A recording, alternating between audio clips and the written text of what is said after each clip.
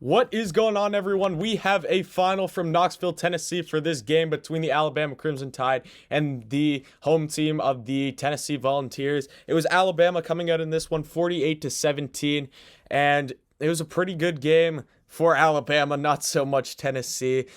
This game really just came down to Alabama being able to score with consistency and Tennessee not being able to at all. I want to apologize just off the beginning of this video. I have been having so many technical difficulties. I'm getting it all sorted out tomorrow, so hopefully by tomorrow I have the camera and a proper microphone. I just dropped like $300 on a microphone for you guys and everything, so I apologize if the quality right now isn't as good, but I promise you I'm getting that fixed for tomorrow, and I want to put something out today still on this game. Alabama was just able to score so consistently. It was a really good game for them. Mac Jones played a great game through 25 for 31, 387 yards. The big headline in this game, though, isn't going to be Alabama winning the game. It is hands down going to be that Jalen Waddle got injured at the beginning of the game. That just really huge hit for Alabama. I know Bolden came in for him, and he had a pretty good game still. He had 6 receptions for 94 yards and was still able. He dropped a wide open pass in the end zone for a touchdown by Bryce Young. It was good to see him get in the game, Bryce Young. But Bolden did come in and had a decent game. That just shows you that Alabama, it's next guy up. They do have talent. They do have a lot of depth on that Alabama team. This is the wide receiver U, hands down about it. Alabama's wide receiver U. So they're going to have guys constantly behind all their star players to still put up pretty good numbers and help that team. But losing a guy like Jalen Waddle, he is maybe one of the most explosive players, if not the most explosive player in college football, and losing him was an absolutely huge hit for Alabama going forward, because I've heard that he is out for the whole season right now. That is not good at all, and not what you want to see if you're an Alabama fan. It's tough.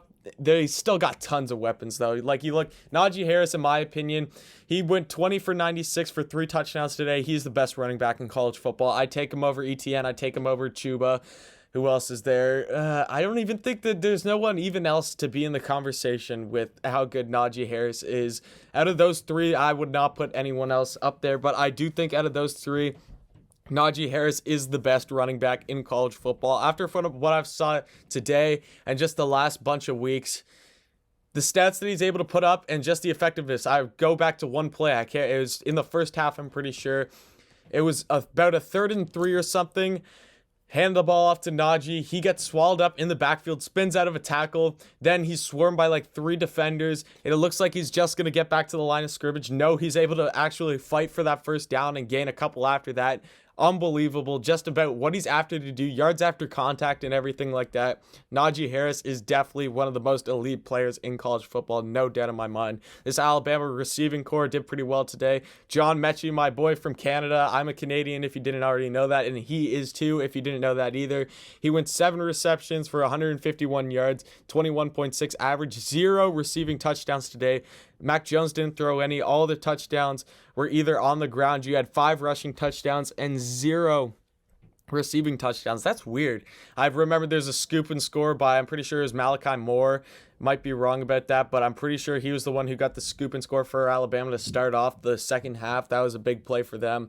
This Alabama defense is starting to find some consistency and some sense of identity on who they are and how they're starting to play. Alabama is starting to put up some pretty good numbers defensively.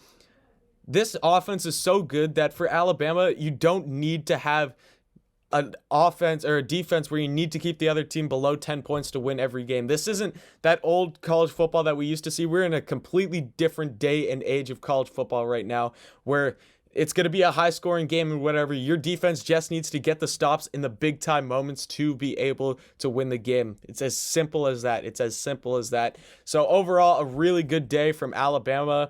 Alabama goes on the road next week. They're at home next week versus Mississippi State. Mississippi State has been a struggling team this whole season. That should be a pretty easy game for them, and then they on a bye week, and then after that they go to Baton Rouge, Louisiana, to go play the LSU Tigers, who is also a struggling team.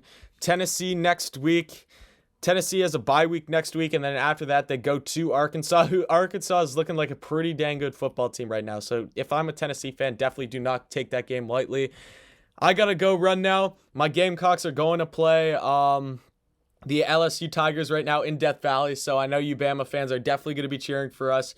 So go Gamecocks. And just before I even go, I think Alabama deserves to be the #1 team in the nation. After what I saw from Clemson today, because I watched them a bit because I hate Clemson, and they were in a very close game at one point against Syracuse, they did not look like they were playing some sound football over there. So, in my opinion, this week in the AP, I think Alabama definitely deserves to take that jump. They've beat more quality teams, and they've just played better football the last couple of weeks against better teams. So, definitely, in my opinion, Alabama deserves to be #1. But thank you for watching, guys. Definitely like the video, comment, and come back next time.